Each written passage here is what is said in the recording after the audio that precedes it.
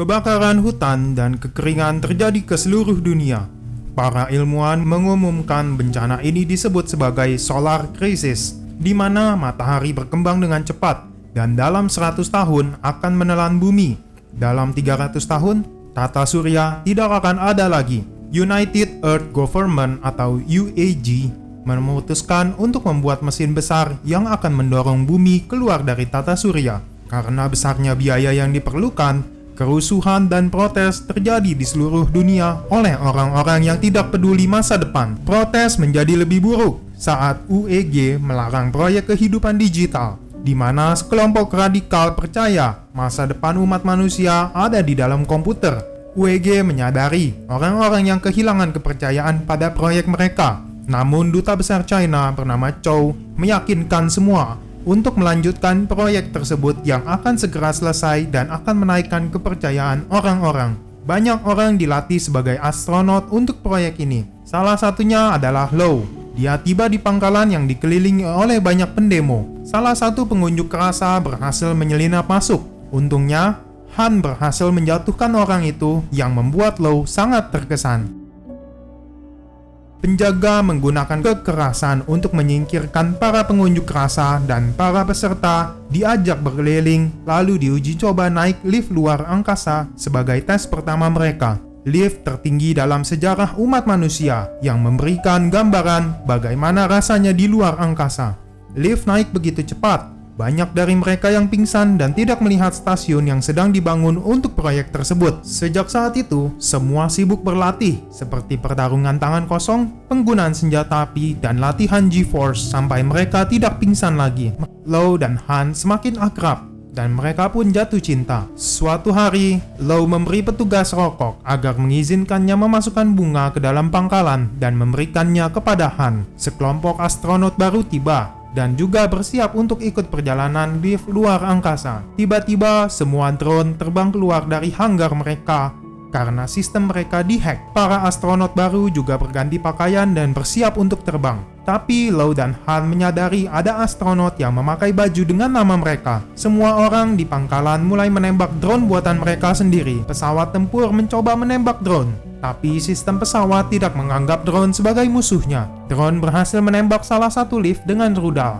Di lift lainnya, mereka mengunci pintu dan pakai sabuk pengaman, lalu mencuri ID dan memukul yang melawan. Low meninggalkan kursinya dan segera membuka pintu menggunakan kacamata untuk membakar kunci pintunya. Low menolong rekannya dan melawan para teroris sampai salah satu dari mereka habis hidupnya. Low melawan teroris yang lainnya. Berkat ID yang dicuri, lift dan pangkalan berhasil terhubung kembali. Sebuah rudal berhasil menempel di lift mereka, dan para ilmuwan di pangkalan membawa komputer kuantum canggih 550C yang dapat mengatasi hacker. Drone mulai berjatuhan, dan lift pun jatuh ke bawah dengan cepat. Low masih melawan teroris. Han membantunya dengan melemparkan lengan robot yang membuat teroris itu pingsan.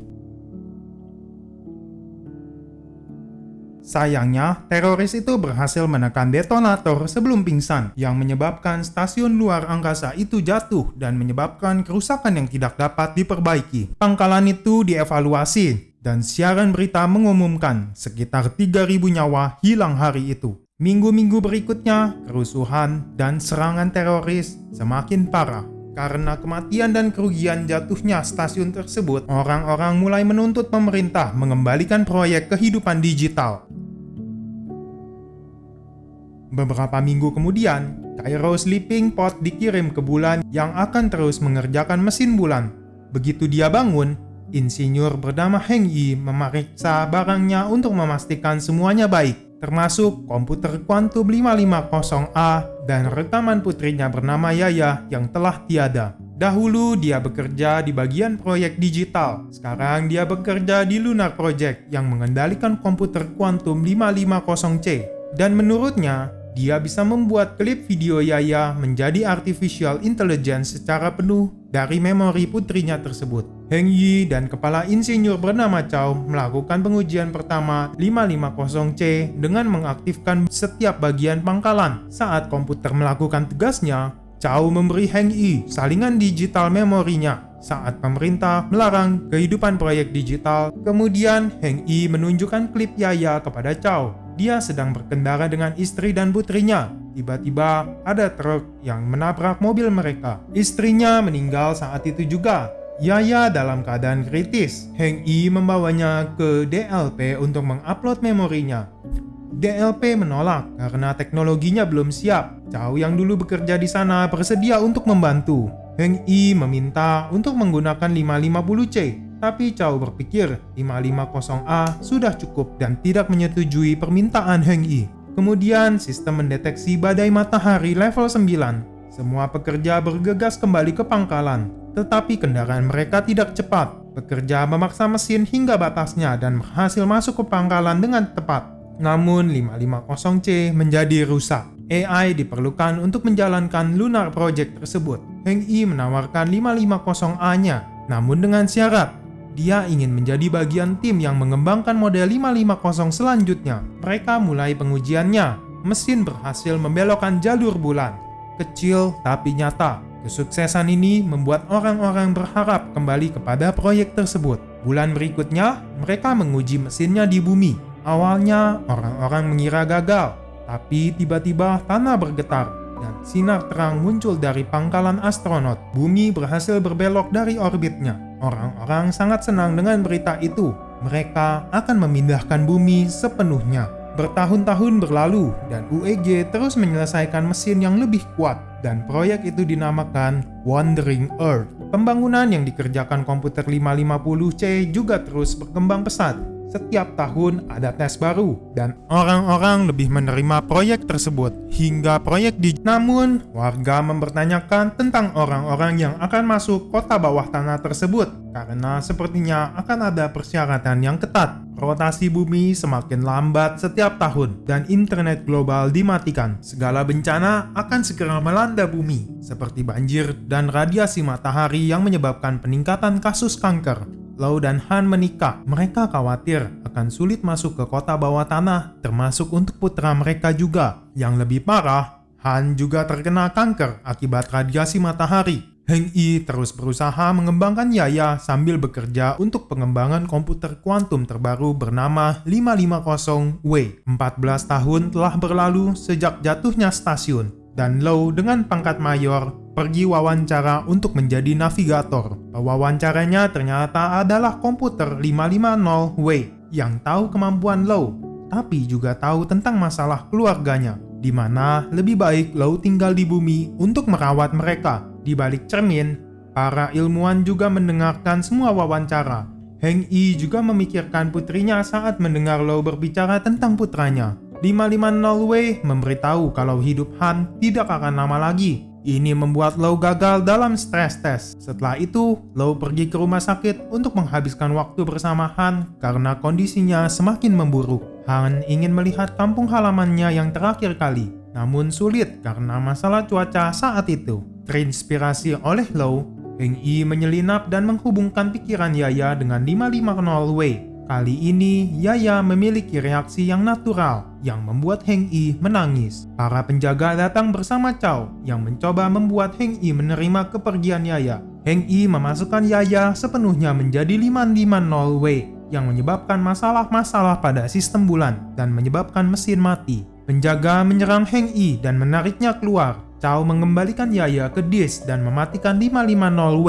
Sementara itu, Lau meminjam jet dari teman lamanya untuk membawa keluarganya ke kampung halaman Han. Setelah bersenang-senang, mereka mendarat di Shanghai yang telah membeku. Saat melihat bintang-bintang, Han berkata kalau dia ingin mati dengan bermaktab di UEG. Mereka menyadari masalah yang diakibatkan Heng Yi mirip dengan peretasan terhadap drone mengebom lift bertahun-tahun yang lalu. Mereka mencoba memperbaiki sistem dengan 550W, tetapi terus diblokir.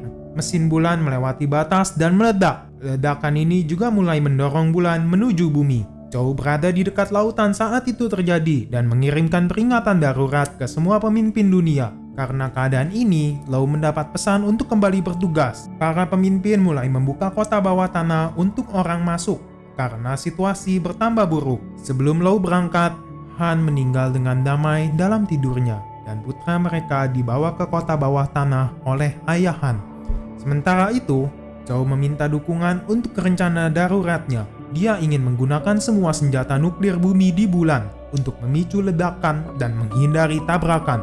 Untuk pertama kalinya dalam sejarah, semua orang setuju untuk menyerahkan apa yang mereka miliki untuk membantu. Sementara itu, Chow mengunjungi Heng Yi di penjara. Kalau mereka akan mengaktifkan mesin bumi dengan cepat, jadi mereka perlu mengaktifkan kembali internet global untuk kontrol ledakan yang terkoordinasi. Salah satu server berada di bawah air dan Chow ingin Heng Yi mengurusnya. Puing-puing bulan telah membentuk sabuk asteroid di sekitar bulan. Pilot terbaik dipilih untuk mengangkut nuklir termasuk Lau. 3 tim dikirim untuk mengurus server internet di Beijing, Tokyo, dan Dulles. Chow menjelaskan cara membuka kata sandi yang berisi 30.000 angka acak. Kemudian 550W akan melakukan sisanya. Sementara itu, para pilot berangkat ke bulan. Asteroid muncul dari mana-mana dan menabrak pesawat mereka. Beberapa jatuh yang menyebabkan tim hanya memiliki 180 hulu ledak. Tiba-tiba pesawat yang ditumpangi Lau ditabrak oleh asteroid lain yang mengakibatkan pendaratan keras. Mereka mencari selotip untuk memperbaiki helm dan menjaga oksigen sambil membalut luka. Kemudian mereka memutuskan mengirim hulu ledak yang tersisa dengan berjalan kaki. Lau ingin anak muda meneruskan proyek Wandering Earth. Jadi dia mengorbankan dirinya dengan menutup pintu dan meninggalkan pesawat, lalu memulangkan mereka semua ke bumi. Ketiga tim penyelam sudah tiba di lokasi server. Dengan bantuan drone dan peralatan canggih, tim Heng Yi berhasil menemukan pintu menuju ke ruang server di Beijing. Ketika mereka mencoba membuka paksa pintu, alat tersebut tidak mampu dan melukai salah satu pria. Chow mencoba merawat lukanya, tetapi tidak ada alat medis yang mumpuni, sehingga pria itu habis hidupnya. Heng Yi dan Chow memutuskan untuk terus menyelesaikan misi menghidupkan kembali internet. Saat Lau sedang memindahkan hulu ledak yang tersisa, puing-puing bulan mulai berjatuhan di bumi. Bangunan mulai berguncang, dan beberapa alat menimpa kaki Chow yang membuatnya terjepit. Ruangan mulai dipenuhi air, dan Heng Yi tidak bisa membuka pintu. Bahkan dengan bantuan drone-nya, Chow memutuskan memberi passwordnya dan dia pun habis hidupnya. Orang-orang yang telah pindah ke kota bawah tanah menjadi panik. Di UEG, Chow mendapat kabar buruk. Mereka tidak punya cukup waktu untuk meledakkan hulu ledak pada saat yang sama karena model yang berbeda. Chow sudah kehilangan harapan. Salah satu anak buahnya menawarkan solusi dengan misi bunuh diri, yaitu dengan para astronot meledakkannya secara langsung. 300 orang dibutuhkan, dan beberapa anak muda mengajukan diri sebagai sukarelawan. Tapi ini diinterupsi oleh pilot senior. Kalau itu adalah tugas mereka dan anak muda untuk mengurus masa depan. Lau terkejut, tapi karena komunikatornya rusak, dia tidak bisa mengucapkan selamat tinggal kepada guru dan rekannya. Server Tokyo dan Dulles sudah menyala kembali, tapi Heng Yi mengalami masalah karena air terus memenuhi tempatnya. Dia putus asa dan menghubungkan disk memori ke komputer. Saat itu, para astronot di bulan meledakkan semua nuklirnya. Namun lebih banyak puing yang datang dan bumi harus segera pergi. Heng Yi menghidupkan AI Yaya dan meminta untuk mengaktifkan internet dengan menunjukkan kuncinya, dan dia pun habis hidupnya.